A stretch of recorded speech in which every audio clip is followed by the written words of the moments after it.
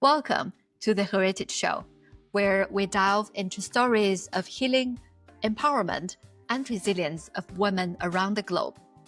Today's guest is Kaitlin Zhang, CEO of Oval Branding, a company that helps individuals and organizations build strong global brands. In this episode, Kaitlin shares her story from China to Canada and to the UK, and the mindset shifts that helped her grow as a global communicator and entrepreneur. She unpacks her 5-step framework for building a personal brand and offers practical strategies from public speaking, emotional connection to cross-cultural storytelling, and using AI wisely. This episode is packed with clarity, strategy, and fresh perspective for anyone who's ready to elevate their personal brand with purpose and confidence. Let's dive in. Hello, Kaitlin. Welcome to the Heritage Show.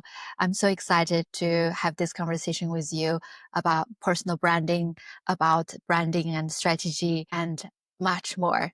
Welcome. Thank you for inviting me, Lynn. A pleasure to be here. So personal branding is such an important topic nowadays, whether you're an entrepreneur, a creator, or perhaps someone want to find a new job. Even for individual that might not look for any new opportunity, I think how we present ourselves to this world can really make or break our future or opportunities. So you are the expert in this field. My first question to you is, what is the impact that you're trying to make and the mission that you are having? Well, one of the Chinese clients that I had wanted to promote the brand in the West. And then the thing that we tell them is everyone is interested to know about your product and interested to know about your services, but oftentimes a lot of my Chinese clients are too shy to promote themselves. Because in Chinese culture, right, we want to be humble, want to seen as not bragging about ourselves too much, which is sometimes quite opposite to Americans, isn't it? And I would tell them, no, it's really important actually for the founder, the CEO, or at least the spokesperson from the company to tell them about your brand vision and stories, to add that personal touch, add a human face to the product and services that you're selling and promoting.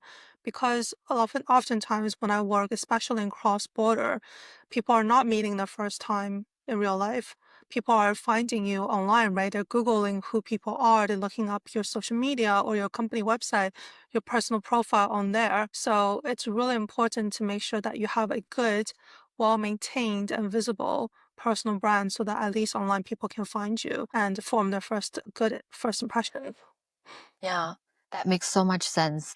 What I hear from you is personal branding is not only relevant for individuals, but also very critical for brands and products out there want to really make this personal touch and connection with their consumers or their end users.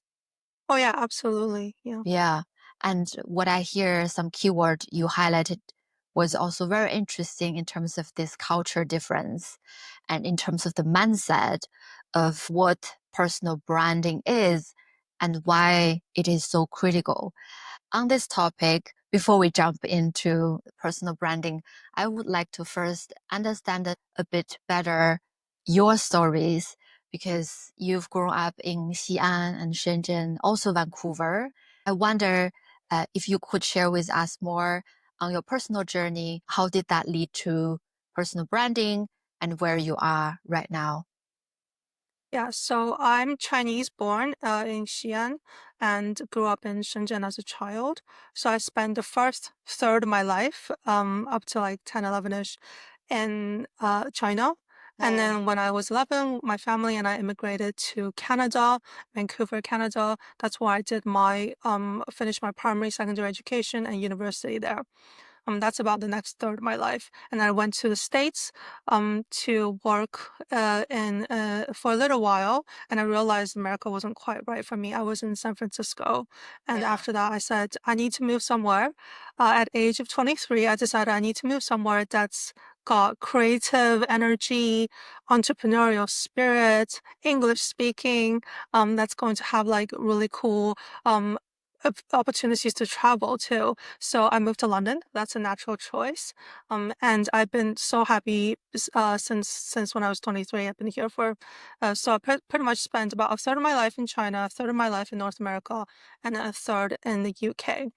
Hence why when I built my company at the age of 26, one of the core offerings that we do is in cross-border, cross-cultural branding and marketing, working a lot between UK, China, and also the States. And that's been great. One of the other things that you mentioned is we do personal branding services. So when I was first starting out in London, I was working for a tech startup. And one day the CEO and founder came in and she was a bit flustered, and then she was like, oh no, I just had a meeting with an investor and the investor really liked our product, they really like our idea, they think it's a great idea. But the investor, when they were Googling us, they couldn't find anything. And they just didn't know if the team was going to be able to deliver. They weren't sure who the team are because there was no personal brand built up for any of us. And so we actually ended up losing that investment opportunity. So I thought to myself, actually, is there a market here for especially founders, CEO, startups, for brands to invest into the personal brands of the core people? And certainly that's something I've been doing for the last while too. So we worked with government officials, venture capitalists, authors, artists, celebrities, like all different types of walks of people, as well as people who are just looking for their next job and their next opportunity and wanted to test that out by building up their brand. That's kind of a nutshell of my journey. Thank you for sharing. I hear something very interesting as you grow up, move around the globe, and now you are building company and brand and support them build their business cross-border, across different culture. And then you highlighted this need for company to have a face in front of their brand to make this personal connection there. And I wonder how company can start doing it, because oftentimes there might be a concern of, let's say a CEO is too busy, or Mm-hmm. maybe the personality might not be the most extroverted or outspoken one. Mm-hmm. So how does company can start and go about it? Yeah. So I was saying not every company needs to have a personal brand built. There are some companies that are probably makes more sense to have just the company be the brand. An example for that is banks, probably, right? Yeah. So banks, they want to emit a sense of stability, trust. Right. So to put a lot of their brand value into an individual, that's a lot of pressure on an individual. And also if this individual does not behave or they write the wrong social media post or something like that, it's going to be potentially very damaging to a brand that needs to be have that kind of stability and trust. So maybe not necessarily every single brand, but of course there are banking brands like Richard Branson, Virgin Money, that type of brands that do work well.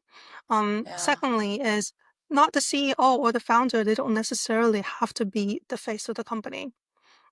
Oftentimes that's true, especially if you're just starting out and you want to gain momentum and you're just available, right? You want to do whatever it takes to build up your company brand. So that works. But if this for some reason the CEO and the founder doesn't want to do that, there are a couple more options. One of them is finding a spokesperson. Is there a core employee who's going to be with the company longer term, is invested into the company? Can they become the face? Maybe they're really extroverted. Maybe they love being on video and live stream and go to speaking opportunities, and wonderful, right? That's a great partnership. Another thing that they could do is using a mascot. So not necessarily a human kind of connection, but perhaps a designed mascot in some way that's going to also create that kind of more longer term brand building that's going to help support the company to have that human connection a little bit more. Right. I'm not so sure about AI influencers at this stage. Let's see how they go, but there Yes, are companies that are doing that too. that's an interesting topic that we can discuss later. So what I hear you is not necessarily every brand or company need personal branding. Depends on the nature of the company and the perception that the brand of the company need to establish in the market. And also, it doesn't necessarily always need to be the founder or the CEO. If there is anyone in the company that might be a founding member, a leadership, or a core person that could represent the value and the image of the company, that could go as well. And then you mentioned the third word. I didn't quite get is A mascot is like a character. For example, McDonald's will have the Ronald McDonald clown character. So a character that could be the face of your company. Yeah. To promote it in a certain way. The good thing about having a character as a intellectual property of the company is you can expand it to different medias, and that character doesn't get tired, right? So you can just have them work a lot more and be available a lot more. So that's another option. But of course, that's less human to human connection. Yeah. So there are pros and cons to using that strategy. But it does work for lots of companies. Right. Especially when there is perhaps a storytelling and history components into it. It makes it kind of feel like there is a heritage, there is a history in it, and make it more trustworthy in some way. And then you talk about perhaps future there might be AI influencer. And now I already see there are so many tools in the market and can create the AI image of an individual that I record some videos and audios. They can already make new ones without me being in front of the camera, which is really mind-blowing. So we can touch upon that. That's interesting. And then let's say a brand now decided to have this person representing their brand. And what's the next step? Because I think the brand image or brand marketing can still be very different from how you shape this person's image and this personal branding. How do you connect these two, but somehow also not confuse people between the individual and the company, if that question makes sense? Yeah, for sure. So far we talked a lot about companies needing a person to have a personal brand to promote them, but we also can think about it for just everyday individuals, creators, employees that are looking for their jobs, right? Say they also need to be building up their brand too. One of the things that in my research has shown that in the US, more than 70% of HR professionals have rejected a candidate because of their online presence. That could mean that they have a negative online presence, say said something not appropriate on social media or something like that, or they don't have a presence and they're just invisible, so there's no way for me to check.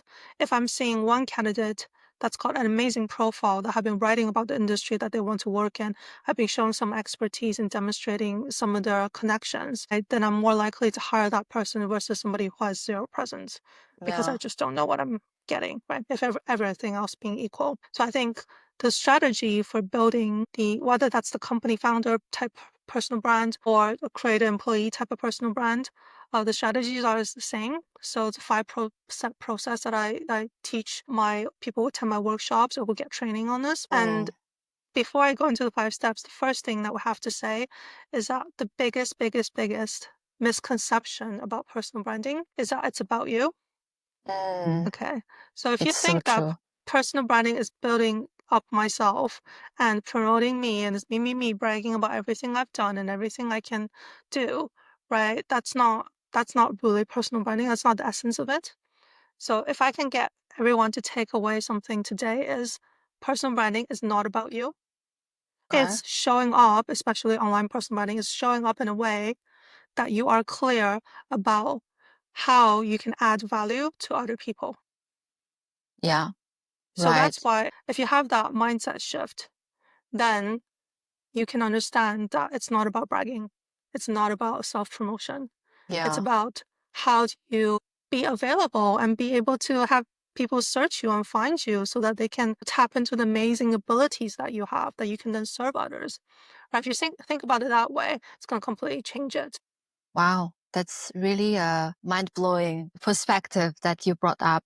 I think that's so true because a lot of my friends, Now they look at how creators and influencers making a sensation on different platform, and they always feel hesitated because exactly the misconception you highlighted is people will think they are bragging about themselves. They perceived as very, how to say this word, flamboyant and not sincere. But I don't think that's necessarily true, because as you highlighted, as long as your mindset and your goal is to serve other people, is to deliver value, and this will not be the case. So this is such a good reminder for us to first set the mindset right, and then next will be strategy and action and exactly. Let's technique. get that right. Yeah, totally. Okay, so that's first is about the mindset. And then another blocker or obstacle I would imagine, even for myself, before I start posting regularly on LinkedIn, one of my biggest fear was, oh my God, all my colleague, friends, relatives will see what I say, how I behave, my voice, my image online. And I feel extremely scared and embarrassed to show up in front of, let's say, a camera or even just write an article. I think this is such a common fear that a lot of us have. What would you suggest people who have this fear to overcome it? I think that it's very common, and that many of us are sometimes a bit self-conscious, right? Yeah, Whether that's giving a talk in person or filming yourself on a video, that's scary, right? And sometimes even writing an article, writing a LinkedIn post can be scary because you're putting yourself out there. totally. Again, coming back to the core of personal branding, it's about serving others. So when you're doing that, you're not promoting yourself. When you're writing something or you're saying something, it's to help other people. And if you can think about it that way, then yes, it is uncomfortable sometimes, but I am doing something of value because I am here to show up to help others, right? The Yeah, same way that any other job helps other people. And this yeah, is just the way our society has evolved, the internet has evolved for us to have an amplified reach than our normal communities. And we can leverage that to help even more people. And that's exciting. totally. So when you talk about these components about helping others, I think that's definitely easier, I would say, for creators or for entrepreneur who has a business, has a product that they want to sell or Yes. promote, which solve a problem. But how about those, let's say, employees who are looking for a new opportunity or just want to network, perhaps look for a new career, or simply just want to build an online image? This would help them get more opportunities. Yeah. So sometimes a lot of HR people that are hiring could get influenced by the kind of following that you have on social media, the kind of expertise that you have demonstrated in your area.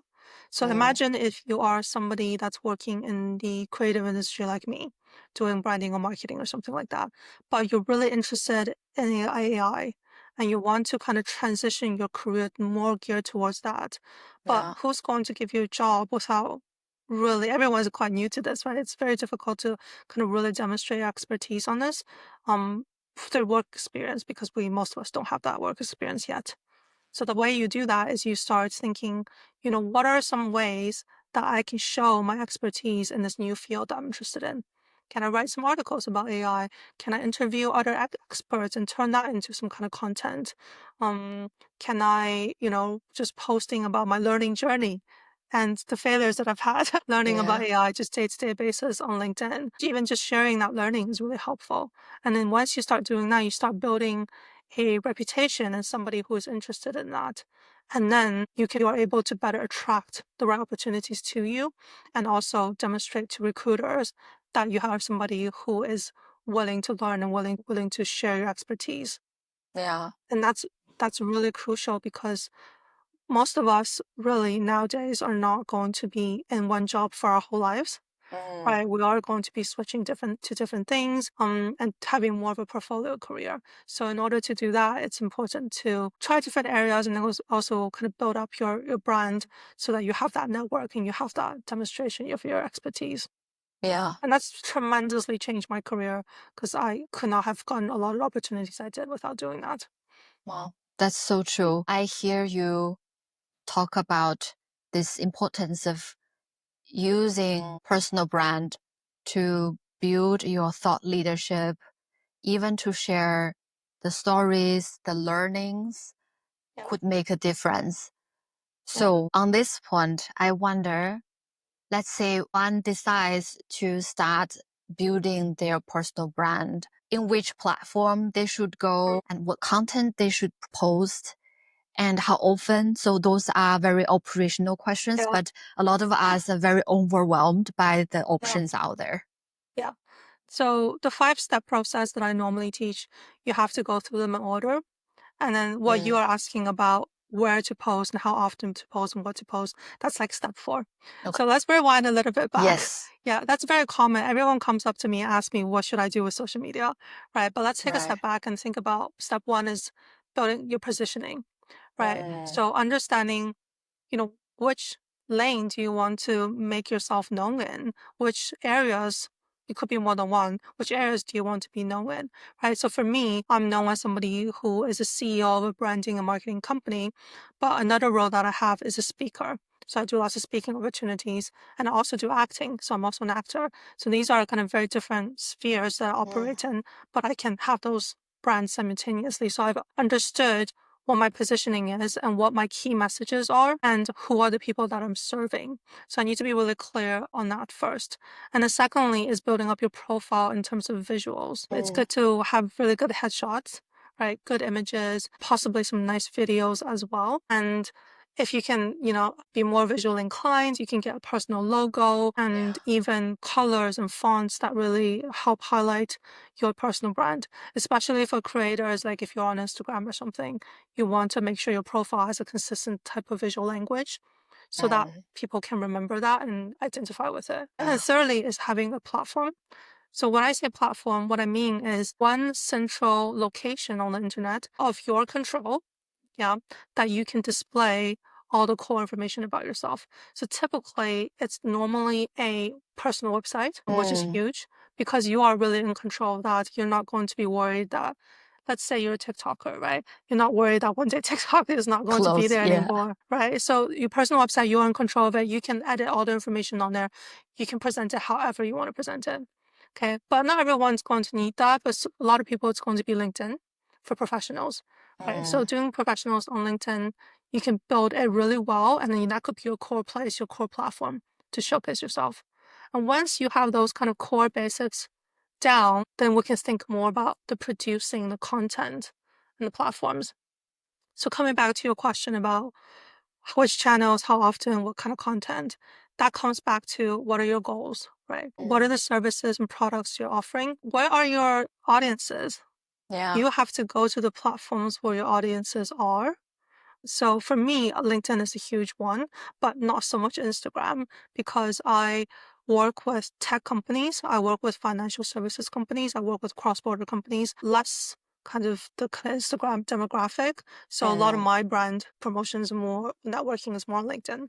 Right? So you have to see where audiences are. Secondly, you also need to see what you want to do, right? Not everyone needs to be on video. Not everyone needs to have a podcast. You have to see, do I enjoy being on video? Do I like podcasts or do I like writing? Right? Some people prefer just to be kind of have a nice profile picture, but then just write. And that's totally great too. So you have to understand where is the intersection between your audience and your kind of unique characteristics that determine which channels you want to be on.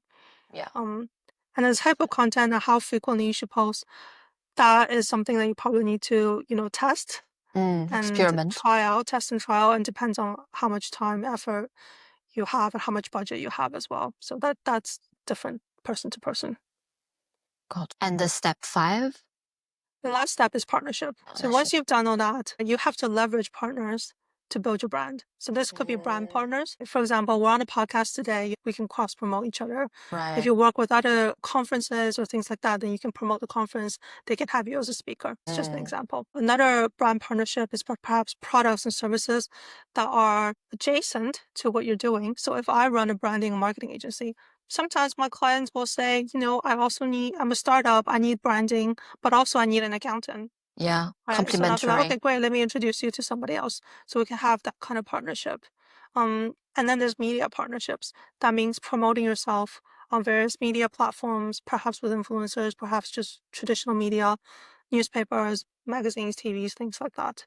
So, but you have to do the first 4 to get to 5, Yeah. because if you're trying to reach out to a journalist and you don't have a great picture, you don't have a place where they can find information on you, you're not really clear on your positioning and what you're offering, no journalist is ever going to care about that, right? Yeah. So you need to have those basic foundational steps ready, do them in order, and then come to the end. Wow, that's super cool. I love these 5 steps. And I think exactly as I asked earlier, oftentimes we jump right into the operational details without thinking at a deeper level, foundational level, who we are actually serving and who we are trying to solve a problem for. And then also the basic element of establishing a profile, the brand style, the visual language you highlighted on the second point, as well as somewhere you mentioned, I really love it, a platform where you have the control and not entirely necessarily rely on other platform or decisions or marketplace and so on.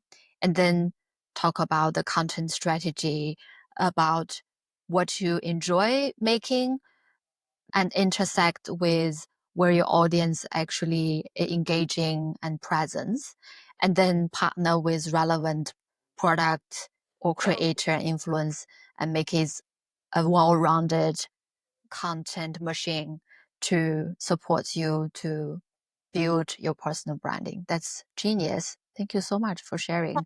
And That's a I've very good already summary. learned so much through this last 10 minutes of conversation. And you brought up something really interesting about your other roles other than being the founder. You're also a speaker and actor, which is really, really fascinating because I'd love to personally have more public speaking opportunity to also support my personal branding. But public speaking, it's such a scary thing.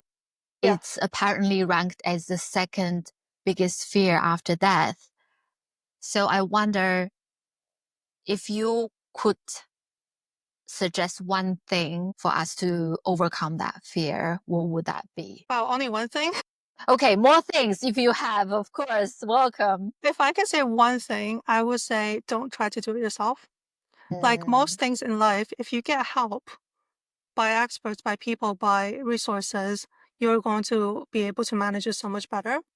Yeah, That's true for most things in life, isn't it? It's just better if we help each other. yeah, Find somebody who could, help you with that. There are different elements to look at, whether or not it's a psychological thing that you can kind of think about tackling, whether or not it's just practicing, learning some techniques. There are some training that you can go to get that kind of thing. Whether or not it's just there's not, like you said, Lynn, perhaps you're not having enough opportunities to do it yet. So you're just looking for more speaking opportunities. And that's a great way to help build up your confidence in yourself. There are a couple of tools that I can recommend. Like, first of all, there are different speaking types of clubs and training. Probably one of the most well-known ones would be Toastmasters. Yeah, so they have international branches around the world. I've been to a few of their sessions. You can go and from the first session, they get you to try a little tiny bit of public speaking and then they help work your way up and then teach techniques as well. So that's really good. For people who are more adventurous, there are other things you can do. There's acting classes. Acting classes are wonderful because you have to shed your self-consciousness. And that's okay because you're a different person. You're not you, you're a different character. So you can act like completely differently. You can try improv as well. That's also fun. For people who are like a company spokesperson or CEO founder, oftentimes we would suggest media training. So media training is not very long. It could be just a few hours. This puts you in front of camera. and sets you up to ask you some interview questions as if it's like a TV interview. The person will get trained on how to speak, what type of speed they should be speaking at, how to be clearer, how to use different emotions like happiness and quiet and tones, and how to deflect questions as well that you don't want to answer. Yeah, wow, Right? that's So there are tricky. techniques to be learned. So if I can say that, like, the best thing to do is try to surround yourself with other people and resources to help you.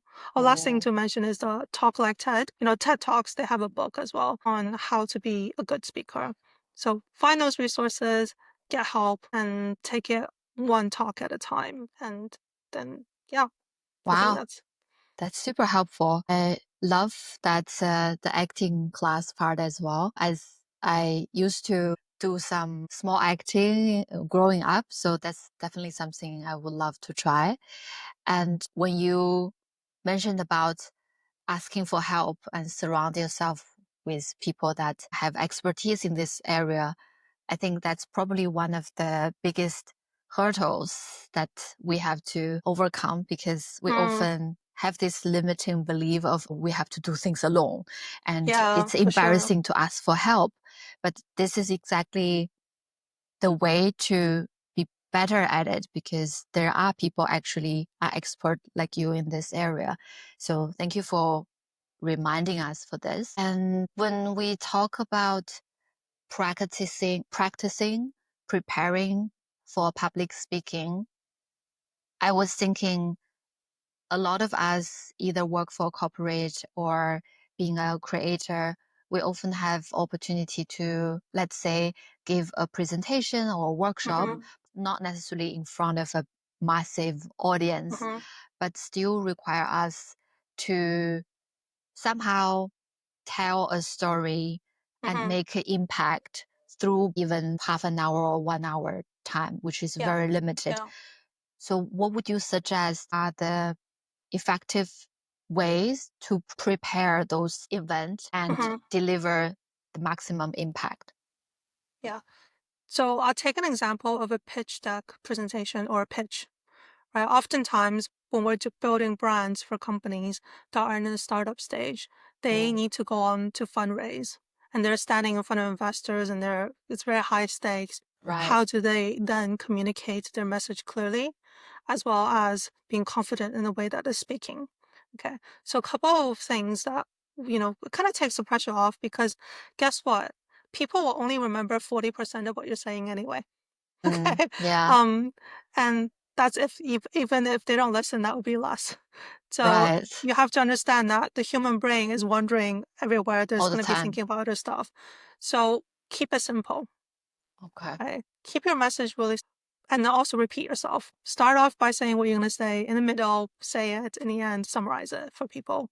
And if there are any to-dos or next steps that you want them to take, call to actions, be clear. Please fund our company, or please try our product, or whatever you want, right? Make sure that you have a very clear next action step for the person.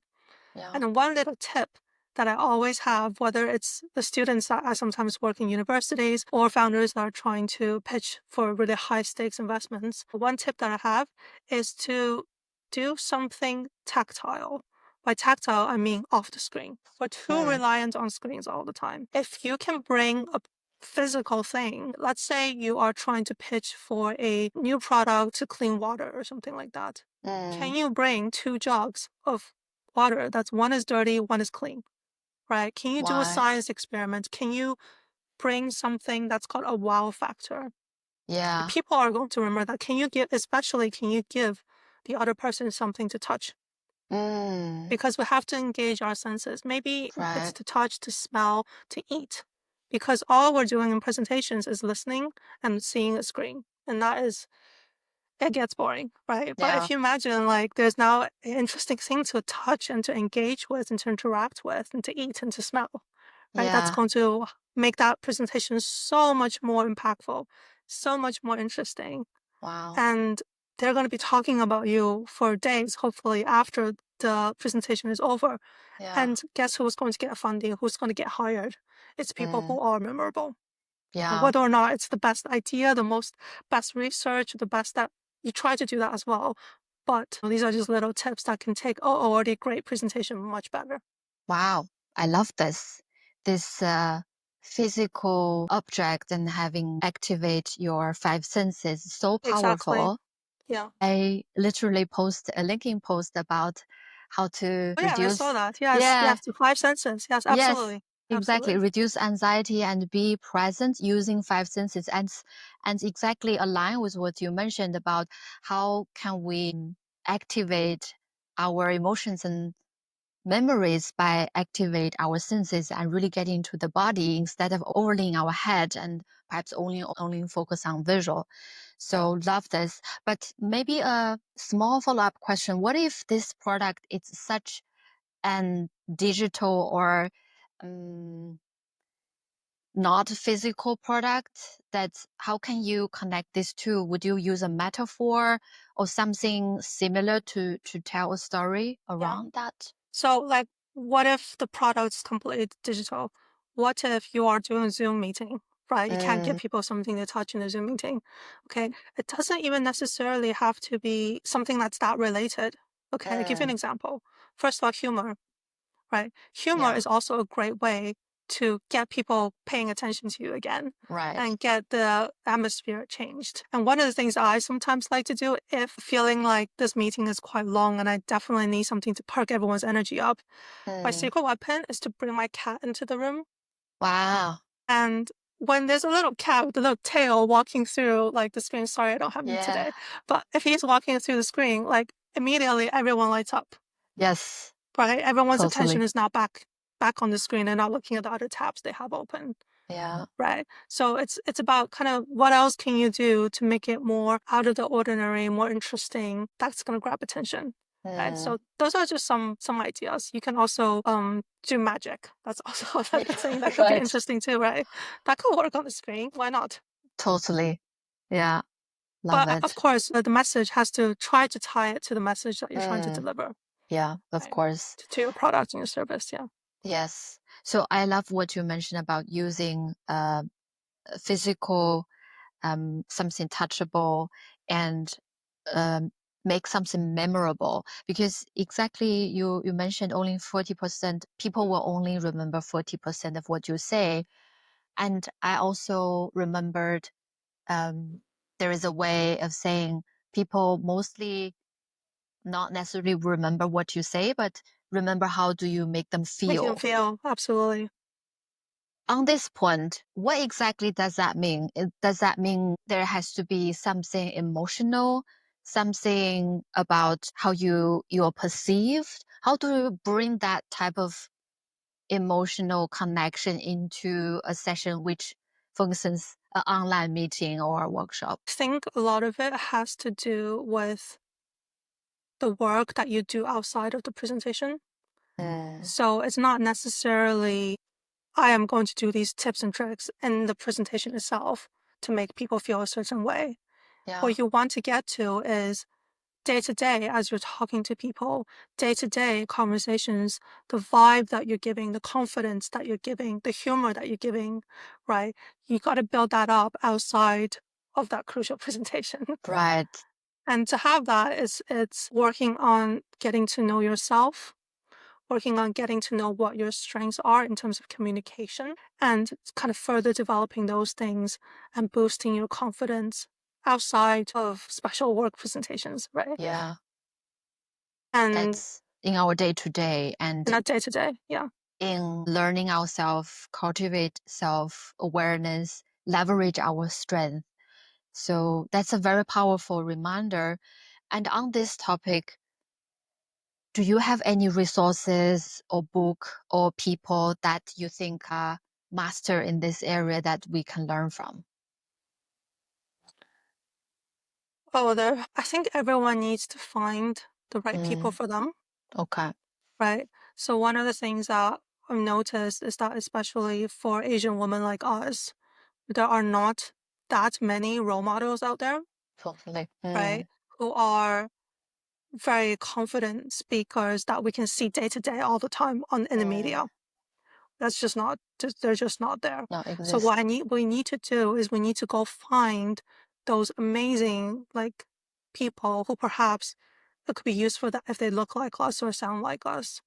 who can then inspire us. So one of the things that I've noticed for me is that it's really helpful for me to be following other female Asian leaders who are really confident, who are wonderful at speaking, who are wonderful at delivering their content. So following those influencers or celebrities or academics really help me see that it's possible, right? We're not just a minority being represented in the media, but there's actually a lot of people that we can actively try to follow to help us gain our confidence. So some examples are like including actors and celebrities like Aquafina and Michelle Yeoh, who just won an Oscar. There's director Lulu Wang. There is academic professor Angela Duckworth, who has a book and also her podcast too. So these are like wonderful people. You can go on TED as well, TED Talks, to see who are the people that are perhaps share your cultural heritage or can help inspire you through different ways too, and following those people and supporting them as well. So I think seeing is believing, right? If we see that people who look like us can do it, then we can believe that we can do it too. Yeah, absolutely. I really love and resonates with you mentioned about the importance of having and finding those role models that we look up to, that share similar background and help us build that confidence and allow us to see the possibilities. So, Lynn, in your day-to-day life, are there people that you follow that can help inspire you to be better at communicating? Yeah, that's a good question. I really loved Ven Jan. I think he's Malaysian Australian. He's really good at public speaking and teaching around the world how to have a stronger presence on the stage, how to use your voice as an instrument to have your message come across in an authentic and convincing way. And I also love Vanessa Von Edwards. She said she is a recovered awkward person, used to be really bad at social interactions and making friends.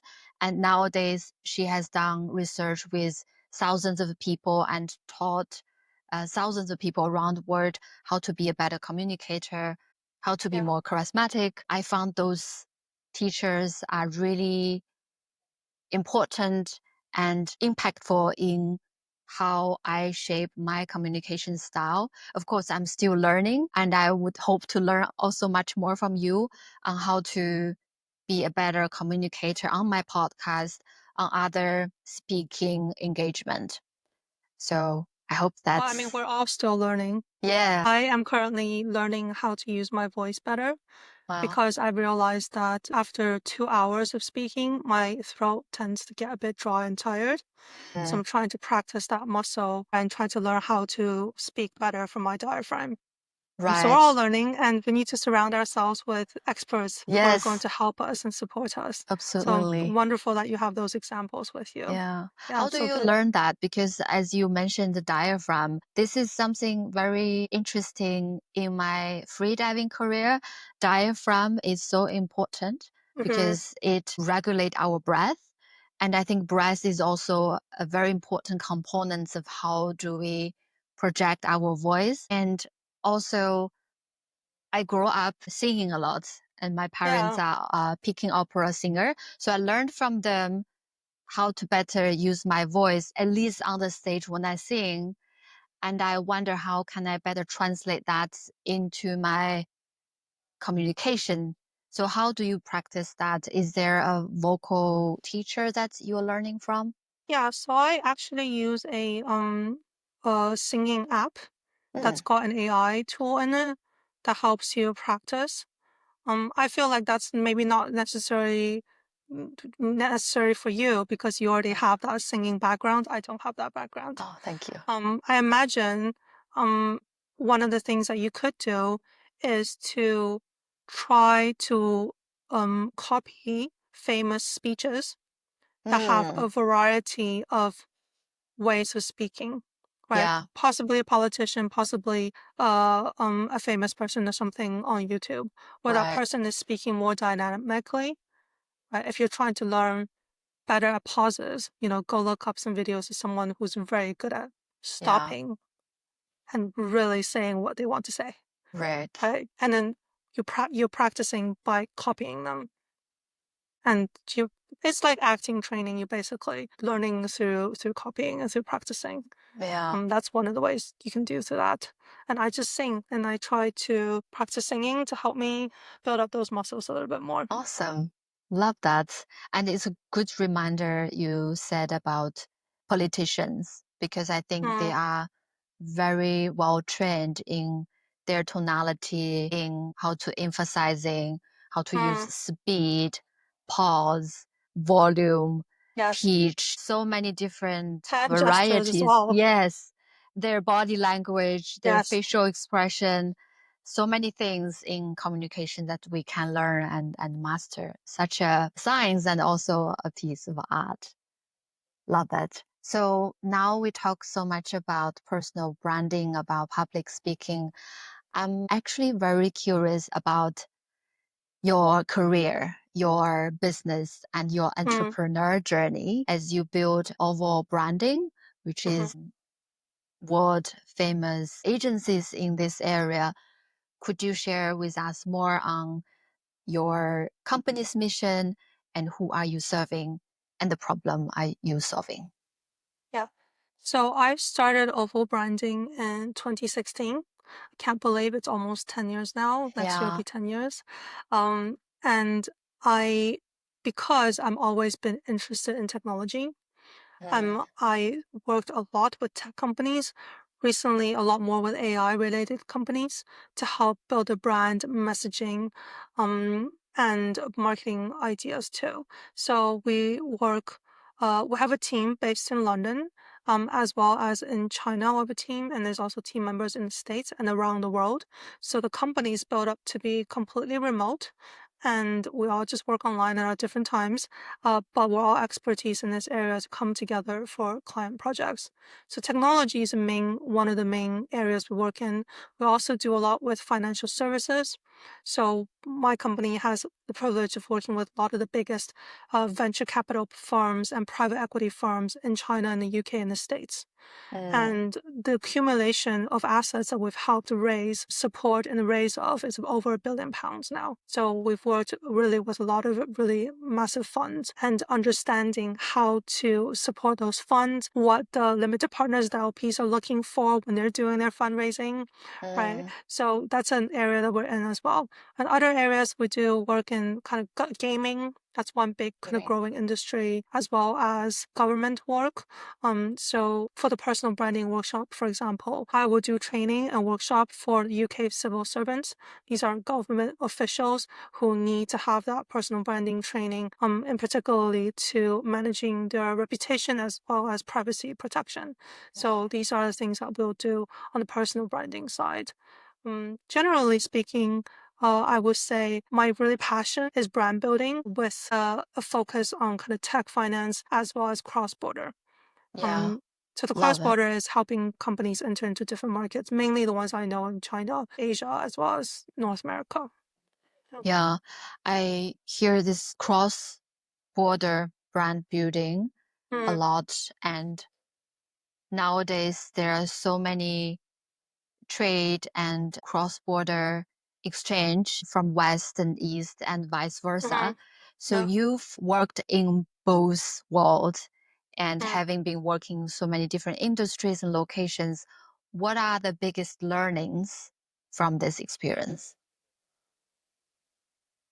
So one of the biggest things about entering into a new market when you're building a brand is to listen first, right? And to do that market research to understand the cultural nuances and the cultural differences in the different contexts. The same product cannot be marketed in the same way in one location to another, to one group of people to another. That's even true, even if it's just within the UK. Things in London and things in another location is just different. Right? So we really have to be customer centric and to take the time to understand the local ways of marketing and local ways of doing things. Yeah. Yeah, that's so true. Not only in cross-border business building, but also in all areas in our Yeah, lives, for sure. which we often overlook. So yes, to listen and to really understand the need of local market, local users are key here. And from your experience working, for instance, bringing brand from Europe to China, and then bringing brands from China to Europe or US, Yeah. what are some of the difference in terms of their style or their behavior? Is there something you think each can learn from each other? Yeah, for sure. So, for the companies that we work with that go into China, right? There's a lot to be learned about doing marketing in China. China has grown really rapidly in the last 20 years, for sure, 20, Yeah. 30 years. And there's something called China speed, Right. right? So how fast things are getting done in China is sometimes inconceivable here, Totally. in Europe. And so there's a lot we can learn from like kind of efficiency and also the expectation and how things should be done. Secondly is China is a very much a mobile first country. So the mobile adoption in the country is very massive. The e-commerce platforms in China are also huge as well. Social media apps like WeChat, they do everything. Super So there's a app. lot that we can learn in the West about understanding the mobile first attitude that they have, the mobile first marketing that they need to adopt as well. And also another thing that's doing really big in China is live streaming. Live streaming and shopping is like very much intertwined in China. There's need for especially consumer brands to understand the power of that when they're going into China. For the West, I think there's a lot for Chinese brands to learn as well. So one of the things that because China has developed so fast, there are so many brands that come and go. Right. Every time I go back to China, there is like a new bubble tea shop that I have never heard of. Right. Absolutely. I'm sure you had that experience as well. You're like, I've never heard of this shop, but let's try it. Yeah. It's a very But there's competitive market. very competitive, lots of coming and goings all the time in everything, right? So, but China, we're starting to see there are a few brands that's, have a little bit longer heritage now. Some that come to mind, including like maybe Xiaomi or like Huawei or some brands like that, right? So they have a little bit more national recognition, international recognition, as well as a longevity to their brand. Right. So what those bigger companies, those brands need to learn from the West is how do we then build that heritage in our brand. Yeah. So working in the UK, I like all the time, lots of the products that I'm using every day, they're made like hundreds, like not hundreds, maybe 100, 200 years ago. Right. And this brand has been here for 200 years. They have royal approval and, we've been serving the royal family for 200 years. Like it's mind boggling to how long and amazing these heritages are and how do they protect those brands and adapt those brands throughout all the changes and all the years. So that's something like Chinese brands are just starting to think about and understand and to establish because everything is so new. So that's certainly something that as a cross-border branding agency that understands both sides, that's something of value that we can help with brands. That's super interesting. I see how different culture and the different behavior and context actually shape how the brand develops itself. And you talk about this word heritage, like Yeah. our show is Yeah, the exactly. heritage show, which is really relevant. And I Yeah. thought it's also relevant at an individual level because I wonder, as someone grew up to age around 10, 11, you mentioned then moving abroad. Mhm. And I guess there's this blend of different culture and influence in your identity. How do you balance these components of connecting with your root and heritage and at the same time integrating your new country and places that you currently live? Yeah, I would say there's a lot of us now, more and more so, who are called third cultural kids. Wow, Or yeah, that's so a new third word. And culture are children that are moved. Perhaps they don't even grow up the culture that's their original culture. They may not even grow up in the culture that's the one that they're living in, right? yeah, So it's they have moved a lot basically. right. And I certainly identify as somebody who has changed and learn through all the places that I've been, um, and try to learn from each place, and I try to establish, some of the good practices and the good ideas and the good understanding that I can gain from each place. And that kind of becomes me as a person, right? In terms of connecting to my Asian heritage, Chinese heritage, while living in the UK. So last couple of years, I haven't had many opportunities during COVID time to go back to China, as did most Same for Chinese me. foreigners. Yeah. Right. So, but that doesn't mean that we diminish our connection to our family. One of the great ways we connect with our families is through food. Right. Yes, Yes. celebration for dumplings and Yes, mooncake. exactly, exactly. And that is something that we are just so immensely blessed to have in our heritage, right? And of course, there's keeping up with reading or watching or learning from different sources, whether it's online or offline, to make sure that I'm still understanding what the current market landscape is in China through social media mostly, and also going back once in a while, right, to experience and Yeah. to see and to try out new things. Every time I go back, I tell my cousins to upload me all the newest apps on my phone. Yes. And I'm like, okay, I'm going to try them all. I'm going to see what's popular in China, what's going on, what are people thinking, and go to all the kind of interesting new shops that's happening to really immerse myself in that culture. Yeah. I think how wonderful, right? How wonderful that I'm I'm so privileged to have the opportunity to experience different cultures and to learn from them. Yeah. And just I feel so grateful for that. Thank you for sharing. I love that you mentioned the gratitude. I Mm, think that's how I feel as well in experiencing different worlds, different culture has changed my life tremendously. mm, And exactly, I feel what you said about learning from each places and still be able to appreciate where we are from, using food, using those little ritual or yeah. something to connect us with our ancestor. That's really beautiful. Thank you for sharing. And on this topic, I have rather a selfish question because, a Chinese expat living in Germany, in Berlin, Mm-hmm, and I sometimes have this feeling of maybe a little bit of a conflict or struggle in how do I establish my personal branding while speaking a foreign language in a different country and culture while still be authentic in a way that I speak English. I live mm-hmm, in Germany. Most people speak German.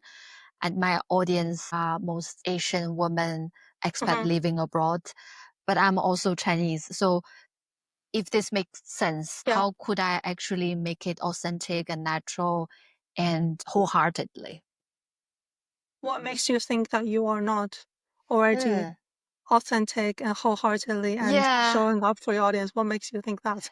that's a good question. Maybe it's part of me overthinking, or perhaps I'm wondering, should I just speaking Chinese and just working with Chinese audience instead because we are Mm-hmm, more resonate with each other in the same language and culture, but at the same time I felt quite comfortable working with other Asian women as well who speak English, might not mm-hmm. have the exact same background but still share similar perhaps limiting beliefs or maybe challenges living abroad. So I guess my question is, should I limit myself to my own Chinese people, or Mm-hmm. should I rather Mm-hmm. open it up?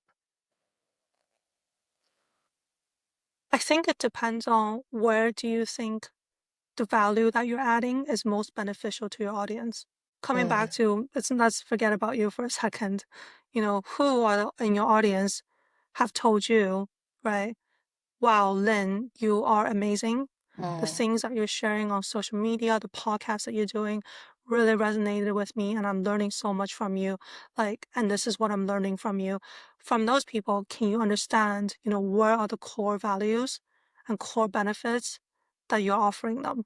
Yeah. And then you can think, okay, does that apply to mostly just English-speaking Asian women, or is there also it's more beneficial if I target more for Chinese women living in China? Yeah. So you think about that and think about if your goal is to gain a reach and to grow your audience, think about which audience might be able to benefit most from you. I will also say, technically speaking, because China's internet is blocked. So if you were to try to reach a Chinese audience in China, you have to think, do I have the resources and ability to build that brand? Yeah. If I'm speaking Mandarin on YouTube, there's lots of people that can watch it, but you're not really engaging with a Chinese audience. Maybe that's okay. So you have to think about like practicalities of which channel might work for you, as well as what is the most beneficial thing for the most amount of people that you especially with your background and what you're talking about, can offer. Yeah. So back Yeah. to the step one of the positioning, the problem that I'm solving for whom exactly. Exactly. So thank you for coaching me. That's really, really useful. Thank I you. was just having a conversation. Yeah, but I think it's a really great perspective that sometimes I might have this blind spot that I cannot see on I my own. wonder though, also, I'm not saying you have this, I'm just saying that a lot of people, generally women, tend to have imposter syndrome as well. Yes, So I absolutely. wonder if that's something that I'm getting a tiny hint of you Yeah, thinking perhaps you're not showing up in some way. could be. I actually ran a workshop myself last year with another coach on exactly the imposter syndrome. I think you're right that a lot of women, including myself, have this imposter syndrome often coming up as self-doubt, Mm-hmm. as a way of sometimes self-sabotaging as well, Mm-hmm. and prevent me from getting more opportunities or showing up as my full potential. Mm-hmm. So thank you for bringing that up. There's something to look into again on this one. Do you have any thoughts or tips I on this think point? people ask me this, like, how do I be the most authentic self online? Yeah. The truth is you can't, Okay. right? Okay? You cannot, because your whole self does not live on the internet Right. only, right? And if my purpose to be showing up on the internet is to offer value to others, I need to frame and mold my brand in a way that I can do that, right? Sometimes, you might share things or disclose things that are not helpful to your audience. It's true, but may not be helpful to other people, perhaps even damaging to other people. Yeah. So in that case, the thing to do is to honor your listeners, honor your audience, and love them. And it means withholding certain things. So I don't think that's being inauthentic. I think it's just you are there to give value to others. You're there also most likely to have a professional goal as well. So those have to be kept in mind. It doesn't Right. mean that, just because you want to be authentic, you can start talking about, I don't know, what you had for breakfast and all these things are really not adding value to anyone unless Right. you're a breakfast influencer Yes. on LinkedIn, right? Like Yeah. it's true, it's great, you living your authentic life, but if it's not adding value to other people, why do that? Yeah. I see your point of this balance between being authentic and be able to show up with your strengths, but perhaps at times can also be vulnerable, but at the same time, not overly expose something might not add value or necessary. Do I get it right? Yeah, exactly. So I'm just saying that if you struggle to quote be authentic, then come back to how do you then add value to others, come back to that. Yeah, come back Yeah, to that. and forget about, because the truth is you just can't be 100%. Yeah, that's um that's because even I am different to like my family, to my best friend, yeah, of right? I'm course. showing different facets of myself to different people, then that's just Yeah, how naturally it goes. yeah, So am I inauthentic with my friends or with my family? No, I'm just showing a different side of me. And when we're online, we're showing a professional side of ourselves. We're showing a value-adding side of ourselves. That's that's the purpose. And we have to understand that. Totally. Thank you. So as you talked about the AI influencer earlier, and also AI and technology is the area that you're passionate about and your focus of the business. What's your take on AI's influence and change in branding and marketing? Yeah. So I'm very, very passionate about technology. I would call myself a techno optimist, somebody who believes in optimistic about the future that technology holds. Yeah. And AI is very exciting to me as a tool. At the same time, this is a very infancy of this technology. In terms of its ability to take over my job, it's very, very unlikely at this stage. Okay.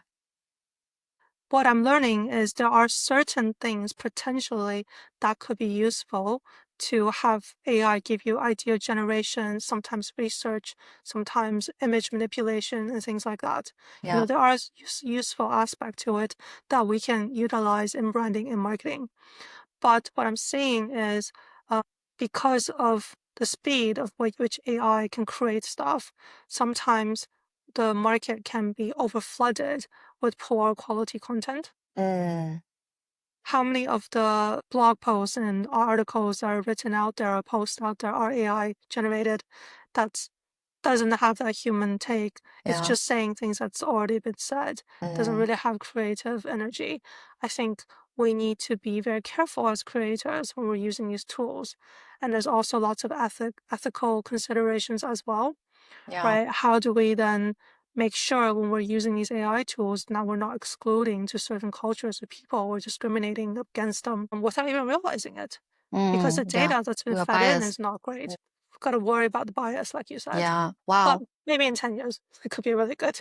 Yeah, we can have another conversation in a few years and see how technology evolves. But I love what you mentioned about how do we balance the efficiencies and leverage these tools to make our content creation and personal branding more easier and fast and efficient, but at the same time not losing our human touch and our innate creativity, which really is the essence of your personality and your personal brand. For sure. I mean, you could have this whole conversation with an AI bot, I'm sure.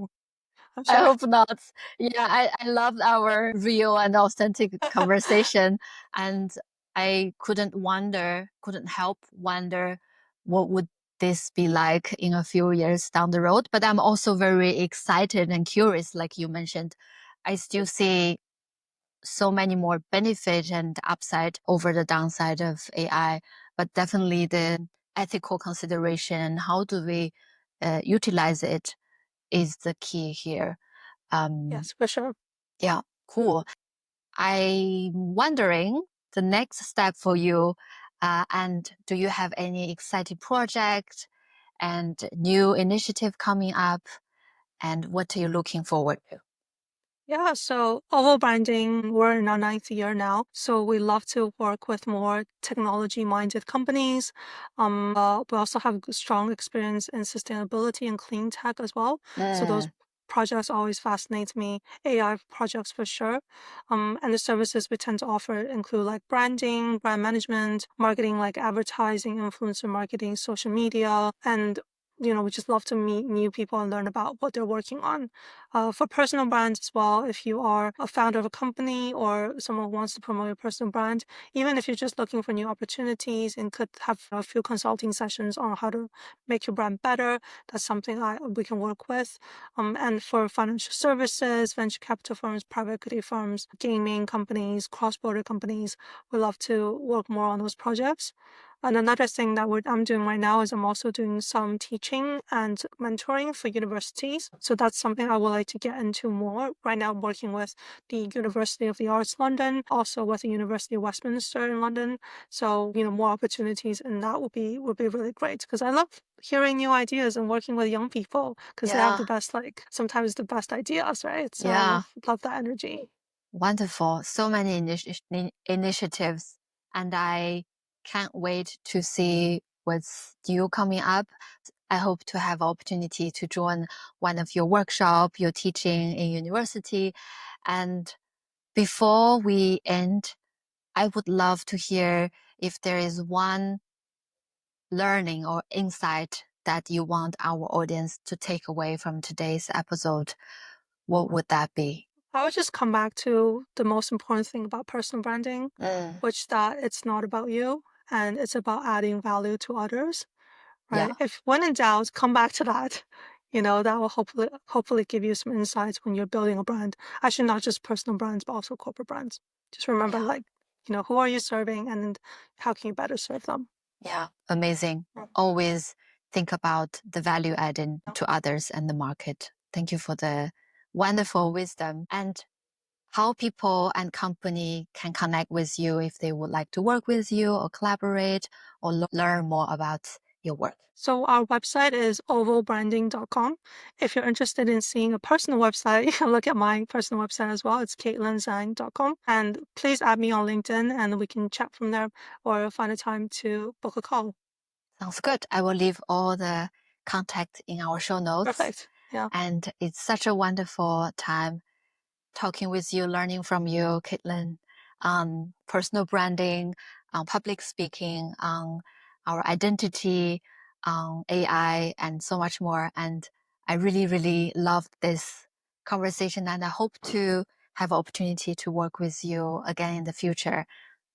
Yeah, for sure. Then it's such a pleasure to be here. Thank you for inviting me. Thank you, and all the best. Yeah, thanks. Thank you.